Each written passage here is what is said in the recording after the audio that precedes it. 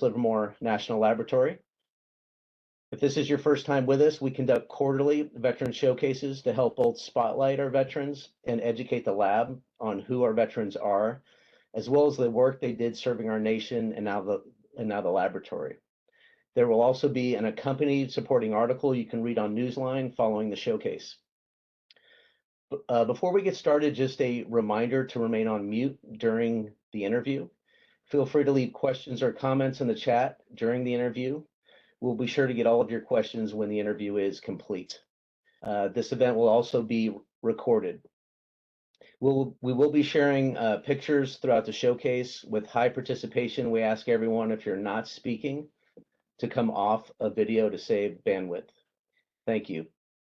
So I'd like to start by introducing our Principal Deputy for Global Security, Eric McKenzie, who is a strong advocate in supporting our military and veterans serving throughout our laboratory, and will be introducing us to our guest of honor, our veteran, Matt Eberhart, this morning.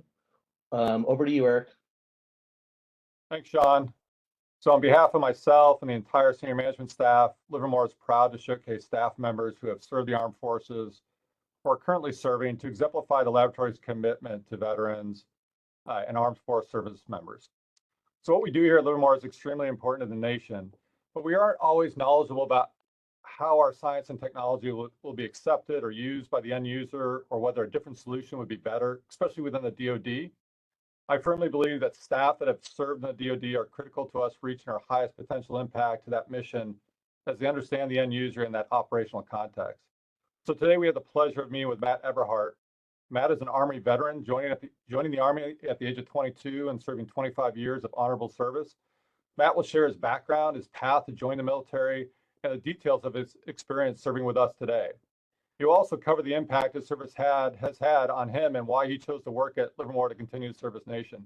So Matt joined Livermore in 2023, and he's currently serving as a National Security Systems Analyst, specializing in defense critical infrastructure within the Global Security Directorate. So please welcome Matt to the stage, and Sean, back over to you. Thank you, Eric. I appreciate your support to the military and veterans serving our lab. You've got a great perspective. Thank you. I appreciate that. So next, I'd like to introduce Charles Ball, our Deputy Chief of Staff for the laboratory, who is a veteran, served for many years as a naval officer, and is highly engaged with the development and growth of the Strategic Military and Veterans Outreach and Recruiting Program. Charles, over to you. Thanks, Sean. I'm really excited to hear more about Matt's story. I'm really pleased that we have someone of his experience and caliber here at the laboratory. I think it's important once again to emphasize the tremendous sacrifices that servicemen like Matt and his family make on our behalf, particularly those like Matt who have served in combat, and in very dangerous missions, oftentimes, as in Matt's case, sustaining severe injury. Of course, his fellow soldiers sometimes, of course, fare far worse than that. But I think it's important to, again, emphasize the lifelong effects that this kind of very dangerous service has on our servicemen and women. And again, I'm just very, very appreciative of the service that Matt has rendered, and I'm really excited to work with him as he continues his life of service here at the laboratory. Back to you. Thank you, Charles. And as always, for your service and support you provide every day for our military and veterans here at the lab. Thank you, Charles. Okay, Matt, we're here. We're finally here. Thanks again for being with us this morning. Looking forward to this interview with you. Why don't we start by asking you if you could summarize what you do in your job here at the lab today? Absolutely. Good morning. And again, thanks to Sean, but Eric and Charles for that wonderful introduction. Really appreciate that, and very heartfelt. As far as the job here at the lab, I'll be honest, I'm still figuring that out a little bit, but it becomes more and more clear every day, since I've really only been here since the middle of June. But as Eric said, I'm a National Security Systems Analyst, and I'm specializing in defense critical infrastructure. and I work within the Cyber and Infrastructure Resilience program inside of E program. And in that role, it's a hybrid position. What they did is they created a position here where I'm at today in Colorado Springs to tie in with NORAD and NORTHCOM. Then I will work part-time here and then part-time at the lab back in Livermore. The reason for that is because, as I've already seen at the lab, folks are well aware of the concerns over vulnerabilities to critical infrastructure. That same is true and maybe even more so for defense critical infrastructure. And this is a realization that has come upon DoD very much in the last 5 years or so, or it's come much to more of a head.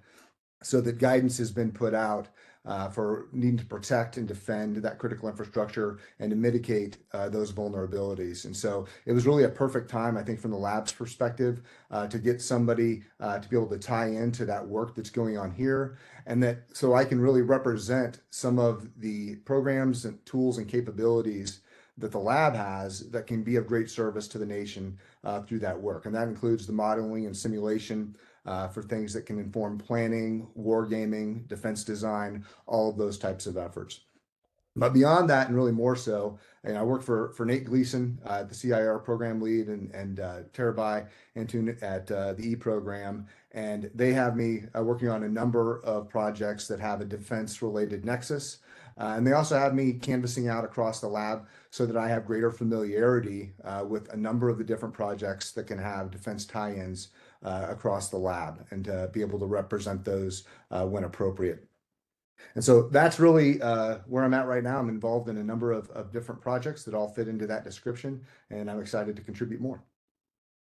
Thank you, Matt. Sounds critical and busy, to say the least. A lot going on there. We're fortunate to have you in this role. Matt, tell us a little bit about your childhood, maybe where you were raised. Sure. I come from a family of four: mom, dad, my sister Chelsea, and me. And I was born in Texas, south of Houston, but at the age of 2, we moved to Nebraska, which is, we'll talk, is where my mom's from. But I grew up basically in a lot of rural towns all across Nebraska. My dad was a school superintendent during most of my years. And so in that type of business, you work your way across from successfully larger and larger schools. And that led to me living in basically every corner of the state of Nebraska, and a little bit in Wyoming for a while, but mostly Nebraska. And I spent most of my years in the town that you see there, Weeping Water, Nebraska, population 1,100. So home of the rock, as they called it. In fact, I think it's something like 90% of the limestone for the interstates during the Eisenhower administration came from the quarries around that place. So that's why they call it that. So very much a blue collar type of upbringing in a rural place where you had everybody sort of mixed together in small town rural community. And so my parents were educators, and so that's the role they filled in that town. As a kid growing up, I was very much into sports. I played baseball, basketball, football, golf, and then when I went on to college, ended up playing rugby in college. Oh, and there's a wonderful picture of my high school baseball team. I'm the third from the left there, and I'm not quite sure who told us to do that pose, but we all listened very well. I love this photo. Matt and I had a good time with the Astros colors from the. I just remember the same uniforms in the 70s and 80s. I'm surprised you guys still had it, but that's great. So Matt, tell us a little bit more about your family growing up, if you would, please. Sure. So like I said before, my dad was from Texas and my mom was from Nebraska. I can give their background a little bit. So on my dad's side, my grandfather, he lived in Oklahoma, and his mom and dad passed away during the flu pandemic of 1918 when he was 11 or 12 years old at the time. And he had a number of older sisters, and they couldn't provide a lot for the family back in those days. Women did not make a lot of money in the state of Oklahoma. And so he went to work in the oil fields of Oklahoma in order to provide for them. He ended up staying on in that business all the way up until he retired. And that caused him to relocate down to the Gulf Coast. He worked for Phillips Petroleum all those years. And I believe he retired as a kind of a mid-level executive years and years later. And then he had married my grandma, who was a school teacher in Oklahoma. And so that's where they came from there. He ended up in Texas, and that's where my dad's whole family was centered. And I went up down to visit them regularly. And my dad, he went into education coming out of high school and his college career, and ended up teaching at Texas A&M. And that's when he met my mom, who was a grad school student there. So for my mom's side, she came from Nebraska. Her family, the Ikes, were original settlers in Nebraska. In fact, so the picture there, Blue Stem Prairie, the land that they'd settled, they maintained a chunk of that in its natural form, not cultivated, and it ultimately turned a portion of that over to the state as a historical property. So it's the same as what it was when the settlers first came in there. But they ultimately became dairy farmers. So that's what my grandma and grandpa were, grade A dairy farmers. And my mom, she was really the first to leave home. I think that maybe the first time she left the county that she was in was when she went off to go to college down in Abilene. She went to McMurray University, and then she went on to grad school in political science and met my dad there. So they both came from a history, political science background. And so on the dad side, his history is actually fairly well documented. In fact, in order to do some of the research for this, I had to pull out the Eberhart history here. So the last time this was updated was 1938, and I was reminded that I need to digitize this. Basically, what that does is it documents the Eberhart family movement from Germany over into the United States. And so if you look back, the Eberharts, the original settlers of Baden-Württemberg, so the kingdom was actually established under Eberhart the Noble in 1266. And then when we were stationed in Stuttgart, right prior to this assignment, it was cool to be able to get to see a lot of that history come to life. We got to visit the Altschloss that you're looking at there. What's interesting is in that same area, right behind that, that's Eberhart the Bearded. So that's that statue is inside that Altschloss. And so again, one of our ancestors that's there that you can trace back in that little book. But at the Rathaus there, right behind the Altschloss, there's two roads, two Strasses that come into that. And one is the Eberhartstrasse, and the other one is Eichstrasse. So my mom and dad's names. So kind of cool. But they left, I believe, in 1727, and they settled in Lehigh Township in Pennsylvania is where they originally stayed. And then they stayed there for about 100 years. And then a branch of them came and moved west. They're farmers, and they settled in eastern Kansas, right outside of Lawrence, Kansas, a little place called Stony Point. In fact, that church right there was built by the Eberhart family.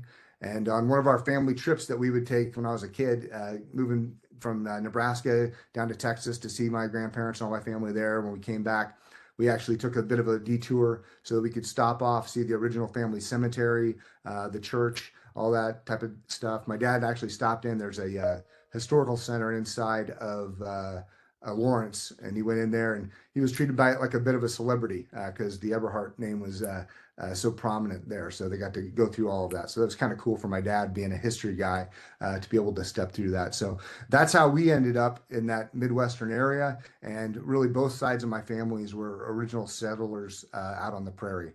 So that's kind of their story.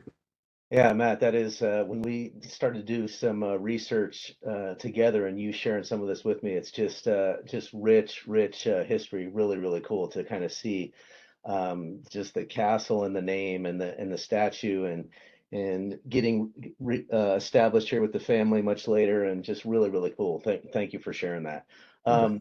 Yeah, Matt, share with us a little bit about your training and educational background. Okay, sure.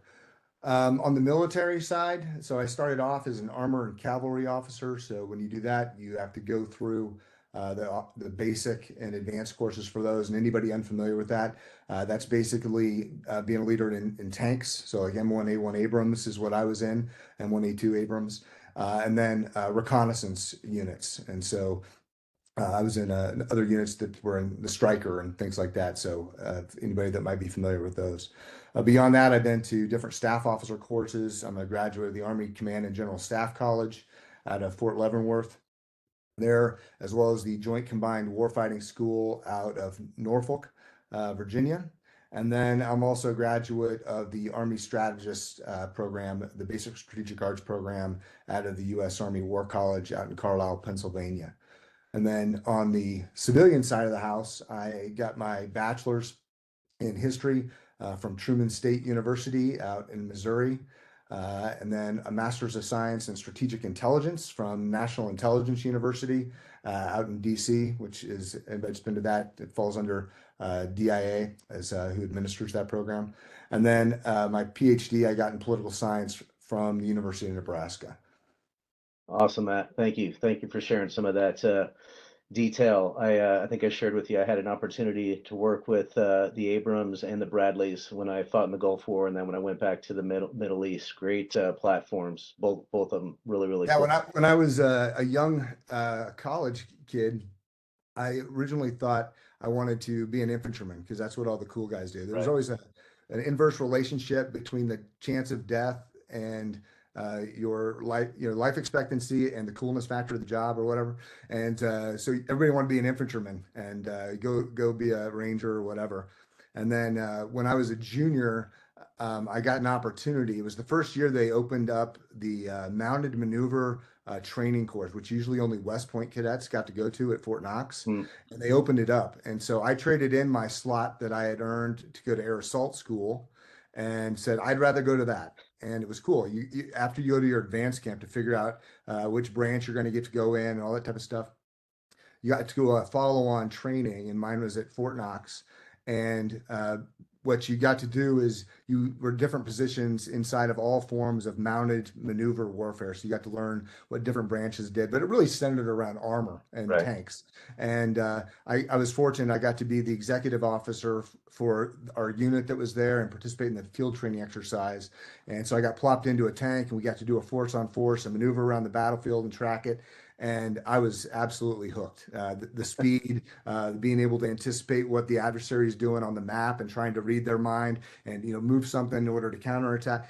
I just absolutely fell in love with that. It was like chess come to life or something, except a lot more exciting. Yeah. And so I changed what I wanted to do, and I said I want to be an armor officer. And so that's how I flipped on a dime right there. Yeah, no, it's funny. It's a great story. I think you and I shared. I was in the very similar to you as you were thinking about the infantry. I was in special warfare when I was um, when I was uh, when I was enlisted and really enjoyed it until I got into a light armored vehicle and I realized how quickly I could cover some ground and all the things you just described. So both of us had very similar experiences there.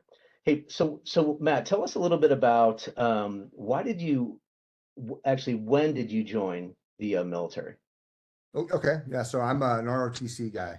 So I joined in 1998 when I got my bachelor's coming out of Truman State, and that was the day that I got commissioned as an armor officer. So that's the route I went. Okay, all right.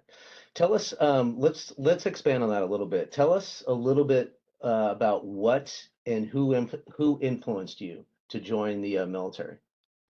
Yeah, okay, interesting. So I didn't really have a family history like so many do. It's like the family business to be in the military and you follow into the branch, whatever. That just wasn't me. I did have a couple of uncles, one that passed away in Vietnam, and then another uncle who served as an aviator for the Marine Corps, but nobody that I was really close with that were part of the military. Um, but I did grow up in a very patriotic family. So we had uh, you know, we're the ones that, you know, very adamant about standing, putting your hand over your heart, taking off your hat for the national anthem. Just had a great respect for the country, wanting us to go do something that was selfless, et cetera. So all of that was always there. But the how I ended up in the Army in particular was really kind of funny. I had really not given it a whole lot of thought uh, up until it was our graduation time from high school. And at least in small little Nebraska towns, the awards ceremony every year is a big deal at the high school. Everybody comes in and they got to go through 2 hours of handing out awards for different things for different folks. And one of the awards that I got as a senior was the Army Scholar Athlete Award. Didn't even know that was a thing or whatever it was, but I got called up there and I thought, okay, that's kind of interesting. Didn't really give much thought to it. But then I got to my college, which was Truman State University. And when you're a freshman there, you have a requirement to take one of two classes. There's health and wellness, or you can take Army ROTC 101 and satisfy the same credit. And I saw the ROTC thing and I thought, wow, they have cool stuff that they do for labs, like going down a rappel tower. That seems kind of cool. And I got that award. And, maybe that was God trying to tell me something, So maybe let's give it a shot. So I went out and did Army ROTC 101. And inside of that, they have all sorts of different extracurricular activities that you can get involved with. And one of the things I got into was Ranger Challenge. Like I said, I was enamored with physical stuff. I liked doing the ruck marches and learning all the skills and stuff that they did. So I started working with that team. And then I also played rugby in college on the rugby team at Truman State. And a lot of the guys, well, not a lot, there was a few of the guys on the rugby team were also in the ROTC program. And so that sort of sucked me in. And after the end of my first year, that's when they approached me about a scholarship. And so I started to consider that. And I know that they say that, I don't know, maybe by statistics, that nobody makes decisions of whether or not to join the military when they're 20 years old based off of some long-term financial consideration. But I was an anomaly then because I absolutely did. When they laid it out for me, they said, oh yeah, and if you do 20 years, you're going to basically get half of your pay for the rest of your life. And you're only going to be 40 years old or whatever. You can go do something else. And I said, you got to be kidding me. Yeah. Okay. Yeah. Where do I sign up? I'll give this a shot. And it turns out, I think my analysis was pretty spot on because that model proved not to be very tenable. They've now scrapped that and they've gone to a more 401k type of thing because that was too good to be true. So I'm glad I was able to benefit, but that's pretty much how I ended up being in the service. Yeah, I love it. When you first shared that with me, it's just, we all have different stories, right? And I love hearing the patriotic background and how everything unfolded for you and how the ROTC kind of pulled you in. That's pretty cool. I love it. Yeah, it's a great program. Yeah, yeah. Hey, so Matt, tell us about your military career. I know it was vast. I know you did a lot in your 25 years, but I think the audience would really enjoy hearing about your career. Okay, sure. As I said, I started off as an armor cavalry officer, and the first thing I did was a tank platoon leader. And so my first assignment was in South Korea, and there I served as a tank platoon leader. It was a great first experience. Anybody that has ever done time over there, especially in some of the northern units, I was at Camp Casey, and so it's very far north, and you do a lot of field training exercises when you're there. I think about half of the year that I was there, I was actually out in the field, living on the tank and doing exercises and training the South Korean units, doing combined exercises with them. So you couldn't have asked for a better start point for a young officer. From there, I chose to go back to Fort Riley, Kansas. And the big reason for that was because the girl that I met right after I graduated was Katie, and that's my wife. And she dated me while I was in Korea. She stuck with me through that. And so I had to figure out, how do I get, posted somewhere within driving distance of Katie, who was finishing up at Truman State, which is in Northeast Missouri. And then she hails from St. Louis. And so I had to figure out, how do I get close to her? So that's where Fort Riley, Kansas popped in. And while I was there, that's when we got married and started our life together.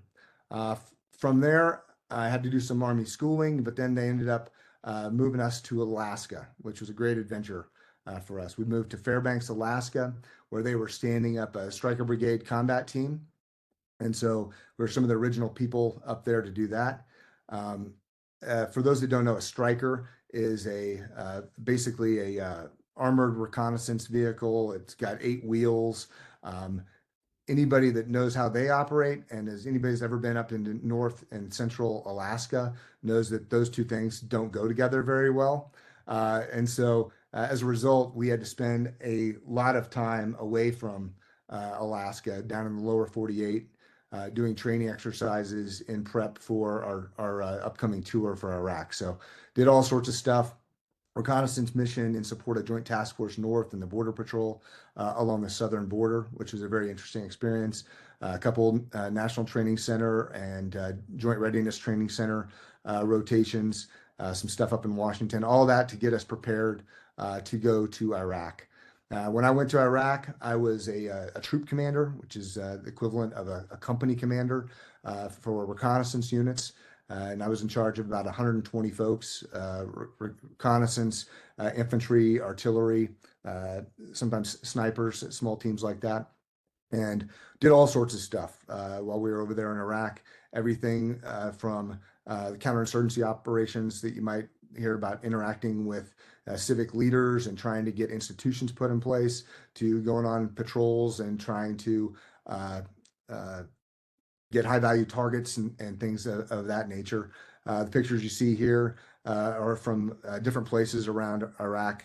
During my time there, I started off up in Mosul, where we were in charge of pretty much northeastern Mosul and then out into the hinterlands up to the dams to the north, and then what would be called Kurdistan if it existed. Then we got moved to Western Al-Anbar for a good chunk of that deployment, out near Rawa, which is where the picture on the right is taken. And then we were then extended. Anybody remembers back in the 2005, 2006, things started going sideways pretty good there with what we originally became the surge. So we got extended indefinitely in August. It was actually the day before we were supposed to redeploy to come back home to our families. So we got extended, and it ended up being a 16-month deployment because we got sent to Baghdad. And basically for the last 4 months we were there, ended up clearing majority of Baghdad. So clearing, by that I mean going house to house, trying to find a lot of the insurgents and stuff that had moved in from various factions. And so that's what was going on during that period. Once we redeployed from Iraq, I then moved to the National Training Center, which is actually further south there. I don't know, what, 6-7 hours maybe south of Livermore, near Barstow, California. Not a beautiful place, Mojave Desert, but really good if you want to train for deployments to the desert. And we trained a number of different units for their deployments. And that was really my last job as an armor officer. So my last job was training executive officers and operations officers for their deployments with their units to go over to Iraq during those years. And what happened during that was important for me was our first son was born. So Cole Nicholas, goes by Cole. He was born there. And as a result of that, we had some really great conversations about what we could do differently to change the work-life balance and what it was we're doing to have some better family stability in life. And that's when I decided to jump ship from armor and get into this fairly new thing that was called Army Strategist. And so we became it's a glorified staff officer, but you do a number of different things. And I was able to do pretty much all of them during the remainder of my career. So I first worked doctrine development. One of the things I worked on, I was a co-author for Army Design Methodology, which is an approach to solving complex problems, and that's been incorporated into joint doctrine. So that was one of the first things I did. I went and worked at the Pentagon, where I did institutional planning. I wrote the Army campaign plan for the set of years while I was there for that. After that, I went and did contingency planning at AFRICOM, based out of Stuttgart, Germany, for all sorts of different contingencies that pop up on the African continent, from African instability to non-combatant evacuation operations to special operations support, all those types of different plans that you want to have on the shelf so you can enact them quickly. And then maybe the most significant thing that happened to me as a strategist was getting picked up for the first cohort of the Advanced Strategic Plans and Policy Program, so ASP3. Chief of Staff of the Army in those years, he found himself interacting with lots of folks from a policy advisory perspective. And he was always told, you need to have, PhDs weigh in on this stuff. These folks, they have these credentials, they're really important. And he always, this is Odier now, and he said, well, I don't know that they understand me, and I'm not sure that I ever understand them. Why can't I have my own PhDs, that we can understand each other? And so that was kind of the genesis of ASP3, that then fell under the auspices of the School of Advanced Military Studies, or SAMS, as some may be familiar with. And so I was part of the first cohort for that. And what that's become, it's a program of record. And every year they select about 10 folks from across the Army that they identify as potential future senior leaders that they're trying to get this credential one, but really the experience behind getting that credential, the type of thinking that goes along with it in a strategy related field. And lucky for me, when I got accepted into it, they didn't say that you have to go a certain place. They said, "Oh, we want you to go to the best place that you can get into, but really an open path for you." And I said, "Oh, really? I can go anywhere. Just to have it be a strategy related field." Okay, great. I want to go to University of Nebraska, where my mom, my sister, and her family are located, and I'm going to end up getting to take my boys to Husker football games for at least the 4 years that I'd ultimately end up, or actually 3 years I'd end up being there.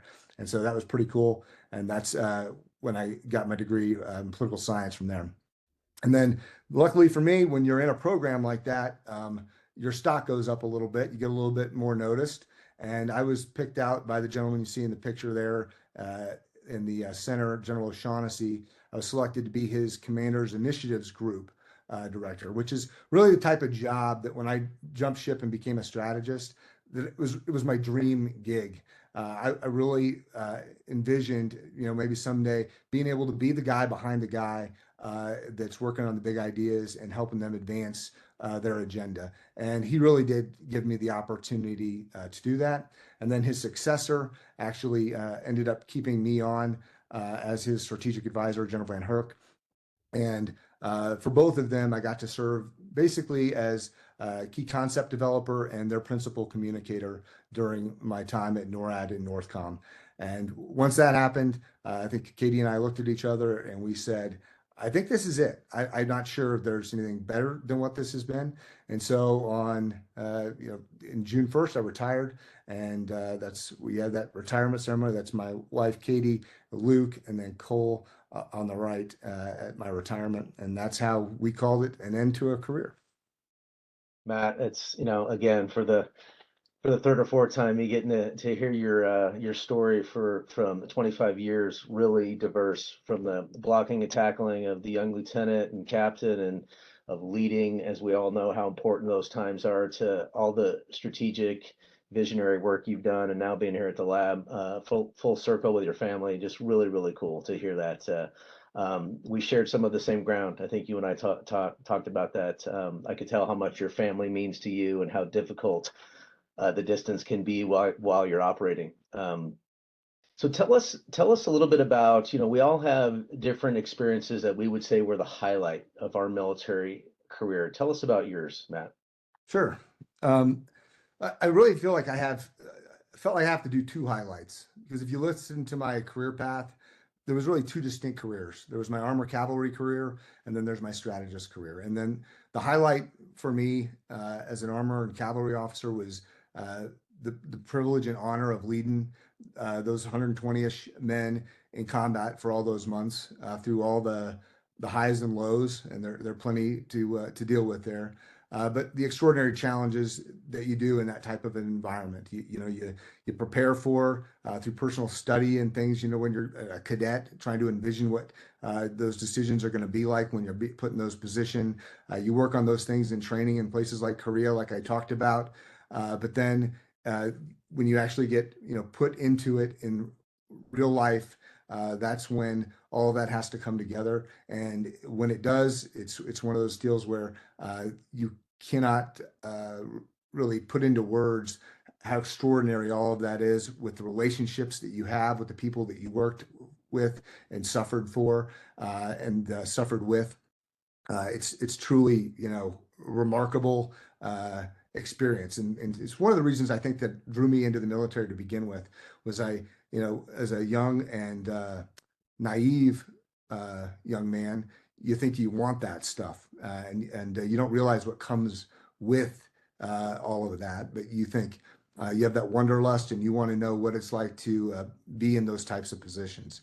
And there's goodness to that, but unfortunately, there's a lot of badness that comes with that as well.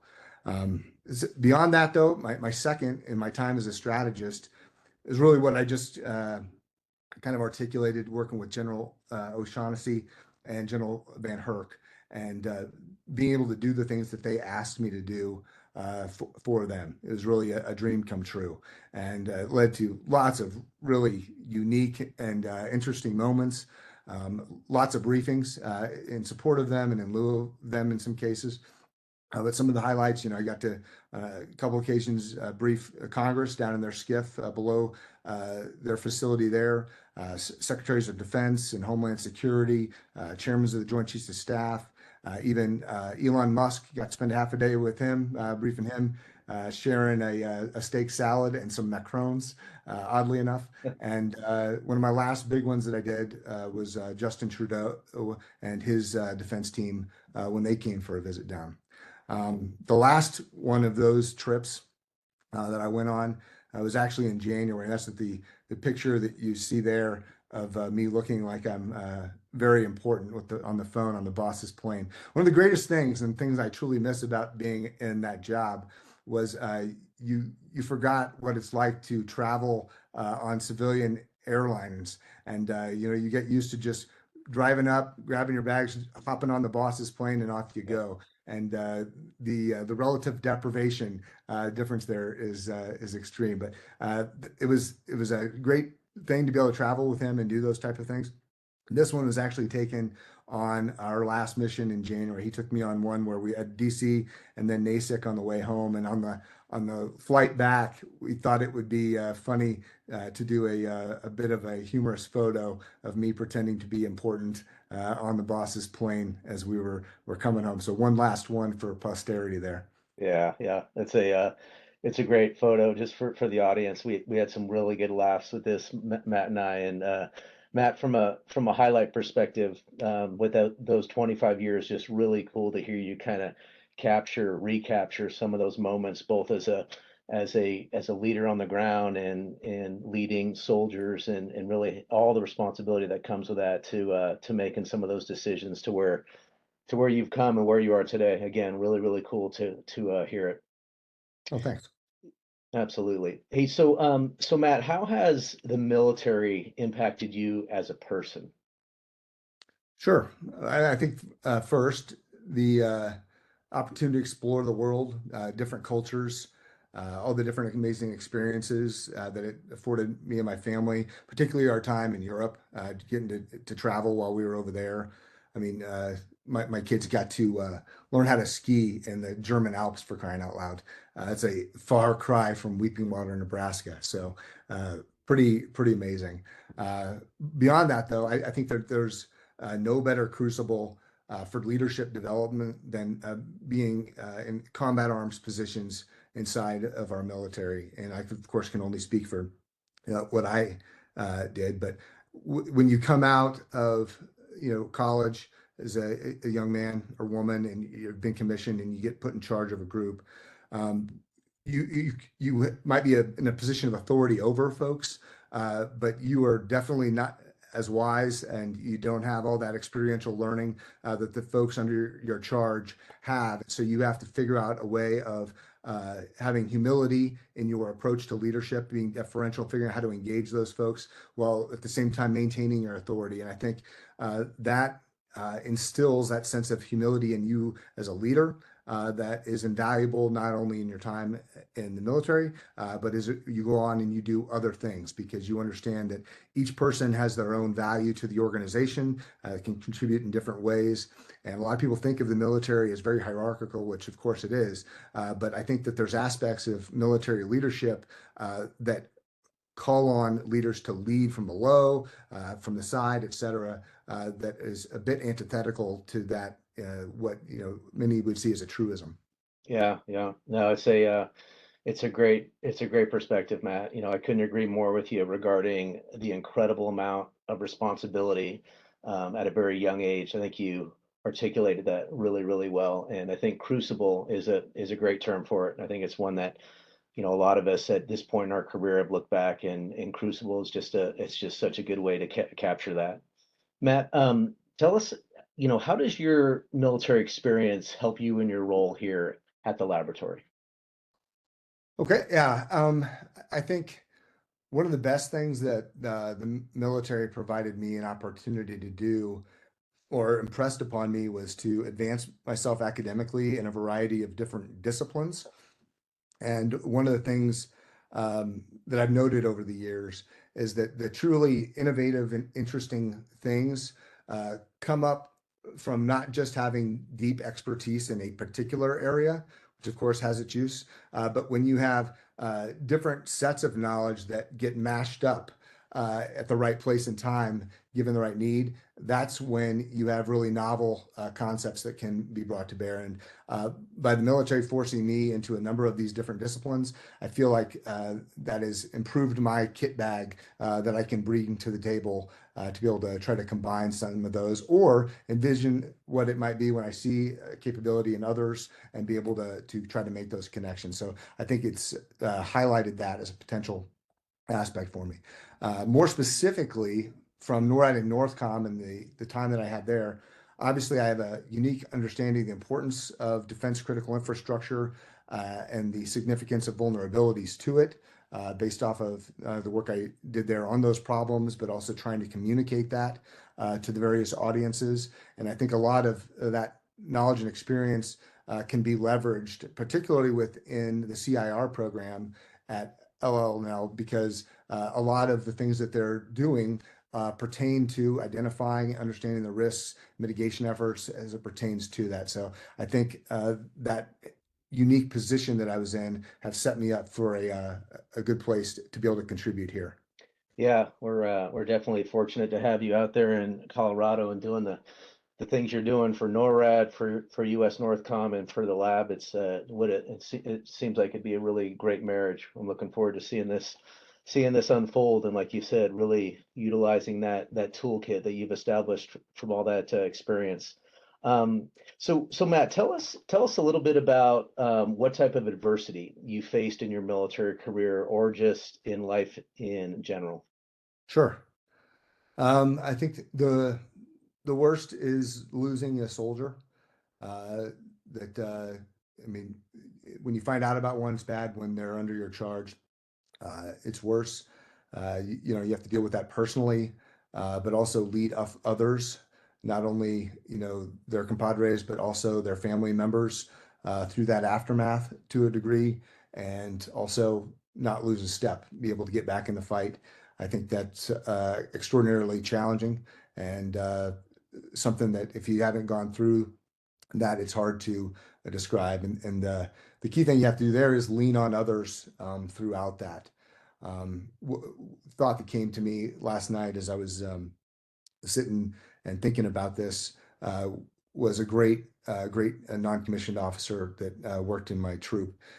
We'd been through some bad stuff recently, and as I said, we were about to go home, and you know, we were done losing people, getting people wounded, et cetera. We were ready to go home, but that extension word came through, and so I had to go tell my troop that we weren't going home, and we're actually going to be here, and we don't know when we're going to get to go home. So it's indefinite. So think back to, like, you know, vintage World War II era where you got on the ship and there wasn't, oh, this is a 12-month tour or this tour, you know, it was just, you're going to go till the mission's done.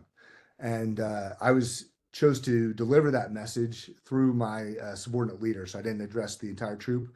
I pulled in my platoon leaders, platoon sergeants, and the section sergeants, so kind of my senior corps. And I communicated this to them. So if I was going to have to deal with any sort of negative stuff that was going to potentially come out at that point, it wasn't going to be in front of all of the Joes. You know, we could have time to process that and then figure out how to put on the good face and go tell them what we needed to tell them. And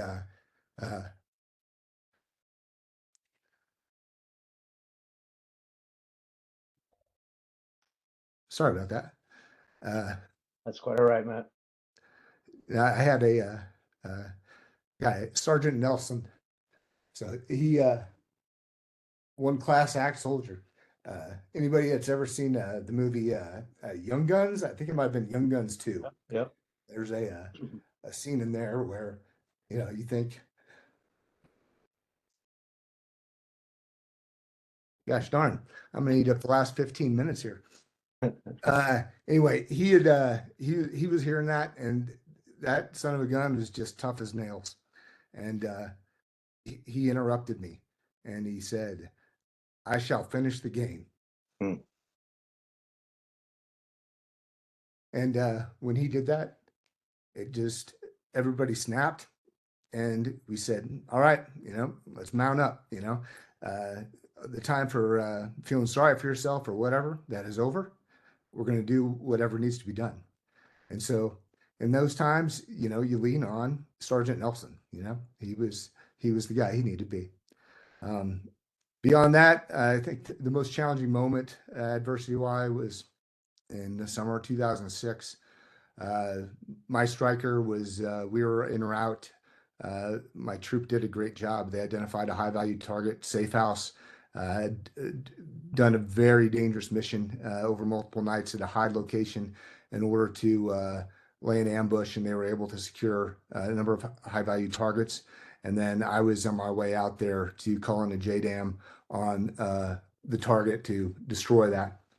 And on our way to that, we approached from a different direction and made the mistake going on this road, and we ended up hitting a deep buried IED in our striker. Pretty much everybody on our striker was wounded. That's when Charles was referring to at the beginning. I suffered a fractured back on that attack. But by far worse were my gunner and my personal security detachment. Yeah, they both lost their legs in that attack, and have obviously suffered greatly thereafter. And then the suffering doesn't stop right there. For instance, my gunner, he's gone on to be an incredible uh, uh, inspiration to a lot of folks.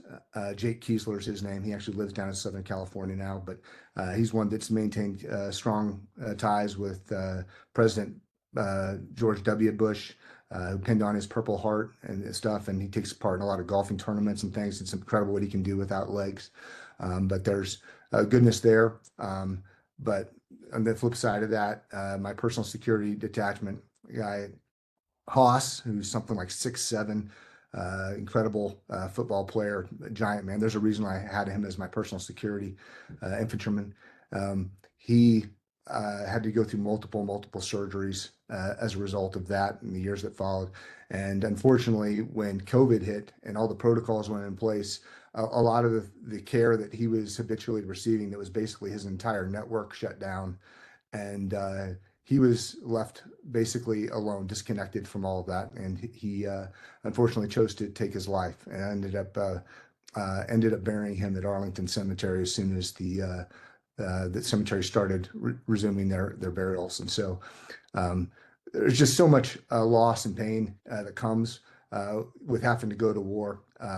You get great respect for people, but there's so much that's tragic as well that that they have to deal with. So I think from all of that, I ended up being more actively engaged with the folks that are out there, and trying to offer whatever support is required, and do better at that, because I guess it's one of those things you can never do enough, and you just pray that you never get a call like that. So Matt, thank you for sharing. I know there's a lot of emotion and a lot of history there for you, and I know it's hard to share. Thank you for being transparent. Thank you for sharing that with us. I know those. I want to thank you. I want to thank your family and all those families that have sacrificed for our country to have what we have. And you and I got to talk, and when I fought in the Gulf War, I brought my brother home, and he was one of our first casualties in the Battle of Khafji. So I get very emotional myself when I hear you talk about it. And just thank you for your sacrifice, and thank you for what you've done for this nation. Matt, on a little bit of a lighter note, why is the lab a good place to work for veterans?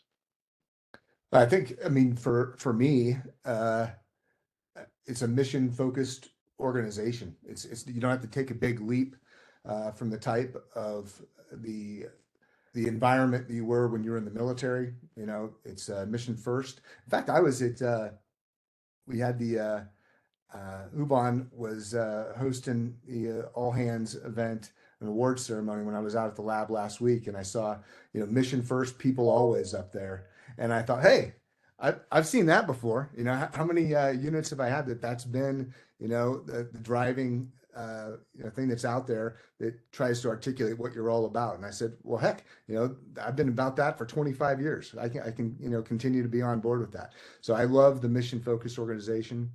Beyond that, being able to come into an organization and get into a network of great people like you and Charles, for example, very supportive number of vets that are part of this. So it's an easy place to transition to that has a real world national security mission. Yeah, yeah, love it. Love hearing that with Hubon and Eric, and seeing those, seeing the mission, just the values and the priorities of our laboratory. We've worked hard also to build our veteran employee network here at the lab. Really, really cool to hear you say that. There's really no greater sisterhood and brotherhood, right, than that veteran group. So Matt, we're kind of wrapping up here. I've got a couple more questions for you. Why and how did you choose the lab over other options? Well, I was looking for a sense of purpose in my next career. I was open to exploring different things, even getting outside of the defense related industry altogether. But I wanted something that offered a bit of a cultural shift for me, but that still had something that it wasn't about moving X amount of widgets each month. That doesn't get me out of bed. And so I felt like the lab was that perfect blend. Definitely different culturally, which I like, but with, like I talked about, that mission focus and the national security implications, I thought that was incredible. So it's an opportunity to do that selfless service, but have the distinctive change that I was actually looking for. Yeah, yeah, no, I love it. I think that's a message we hear a lot from our veterans, and it's really cool that you're already starting to feel that camaraderie and already starting to feel that in your role. So Matt, as we wrap up here, what do you like to do in your spare time? Um, well, I think Colorado Springs sort of says a lot about that. I like to spend time with my wife and kids more than anything else, and we like to hike and fish and ski and cross country ski and hunting. All of that is right here at our fingertips, and so uh, that's there. There you can see a bunch of pictures. There's me and my boys. That's one of our most recent pheasant hunts that we do just about an hour from here. Over on the right, that's my family with my mom on the right.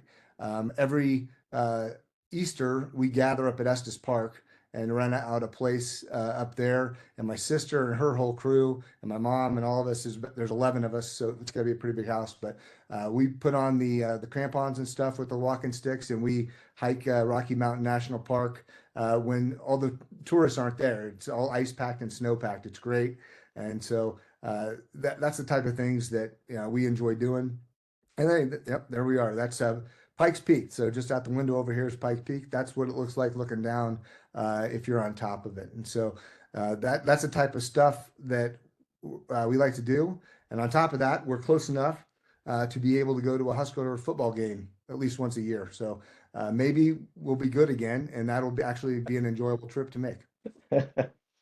Great photos, man. I love them, and just kind of laughing at Nebraska. I'm chuckling because we're having some of the same challenges at Navy where I played ball. So maybe the Huskers can play Navy here soon. But so Matt, as we wrap up, tell us what's next for you. Well, I'm really hoping just for many years of service at the lab, figuring out different ways that I can contribute. I just feel very firmly that when Charles and Nate and Terabyte reached out to me, I just had a sense that, boy, what a better place I could find. I can't imagine. I'm a bit of a history nut, so the rich history of the place linked with that important mission. I'm just excited to figure out how I can contribute and be a valued team member. Matt, we're kind of wrapping up here. We're getting short on time. I want to thank you. It's been a pleasure, and it's been an honor these last few weeks, just getting to know you a little bit. We're really blessed to have you here at the laboratory. Thank you for carving out some valuable time to do this interview with us. Katie, is there any questions in the chat that we could hit before we close out here? Yes, we have a couple. So the first one is from Kelly Taylor. She asked, what advice would you give to veterans who will be transitioning into the civilian workforce? Well, that's a good one. Start preparing early. That the whole process of transitioning out takes longer than you think it would, and so I would say probably a year and a half to start doing things like tooling and retooling your resume, building your network, start doing all the medical appointments and things that have to be done. And there's a litany of administrative things to go through. But then also, especially in that last, I think, 6 to 8 months, uh, make sure that you, in conversations, happen to mention the fact that you're transitioning from the military. When I look back on how I ended up here talking to you folks today, I think I can trace it back to I was out at Lawrence Livermore National Lab at the behest of my boss, participating in an event there, and in a break, I happened to mention to some of the key folks who were there that I was getting ready to retire, and that's actually what led to the prospect of, wow, what can we do with this guy? And so definitely in those last months, 6 to 8 months, start putting your name out there along with folks that you think are great that you wouldn't mind working with.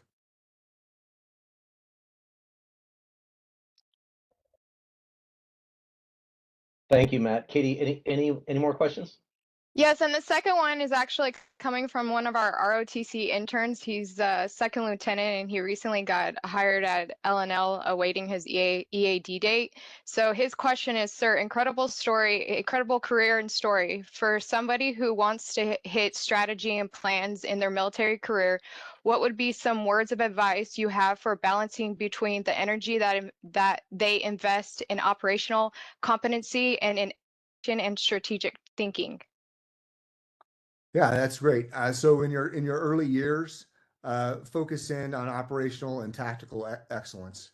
You have to have a firm foundation in the things that the military does, and if you're an Army or you're a Marine, how your service works at the ground level, and what it takes for leaders to be able to perform their missions and excel at that. And at the same time, on the side, be mentally cultivating your strategic acumen so that you're constantly familiar with the concepts and things as you work your way through, be dialed in with the communities that are out there and the concepts that you could tie in with networks from the places like SAMS or the War College and things like that, to have a rich reading life to accompany that tactical expertise. And then when the time comes for you to maybe jump into a different career field, like becoming a strategist, that's the point when you don't listen to the people that say, well, you're going to be an incredible brigade commander. You really shouldn't do this. We need you to do this. No, you say, well, I have my own path and I'm ready to make that jump and go in this different direction. There were 2 occasions during my career where I was advised that I was making a mistake, that I needed to stay and become an armor and cavalry leader. And I chose to follow my instincts on that, and maybe some providential direction, and to take the risks that were associated with that. And at least in my case, I felt like it's panned out for me, and I was personally and emotionally invested in that decision. And so there's something to be said for wanting to do well, but there's also something to be said for the fear of failure once you've committed to a certain course, and that can be a very compelling thing to drive you to excellence. So I wish you the best of luck. Awesome, Matt. Thank you. Katie, is that it? Yeah, that's it. Okay. I'd like to just, but before I give a final close, I'd like to ask Eric. Eric, do you have any closing thoughts?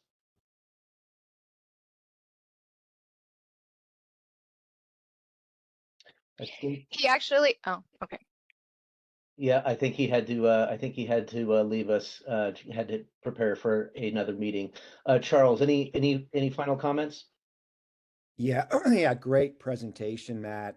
I really particularly appreciated your giving us the unvarnished truth on, combat, its effects on people. I wanted to draw out one thing that you said about your the sergeant who committed suicide. I mean, I think as we all know, but it can't be emphasized enough, we have an epidemic of suicide. We need to help those people.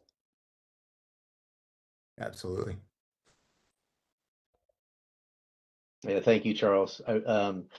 There's so much emotion that comes from Charles and comes from myself and comes from Matt and all of us with the sacrifices that we've all made. And Matt, I want to thank you as Charles did and as Eric has as well, for being vulnerable, for sharing all the sacrifices that you have made for this country, for your family. I want to thank Katie and your boys. I know what it's like being a Gold Star sibling and brother, so much sacrifice. The family goes through so much, and your boys, wish you guys nothing but success, and really thank you for everything that you've done, Matt.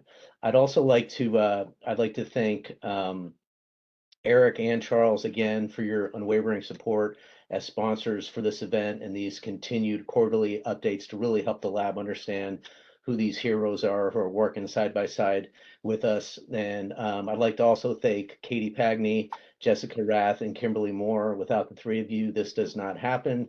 And Matt, thanks again. Thanks for all your valuable time that you committed, and have a great afternoon, everybody. Thank you. Thanks. Thank you very much. Thank you. Thank you, Matt. Thanks.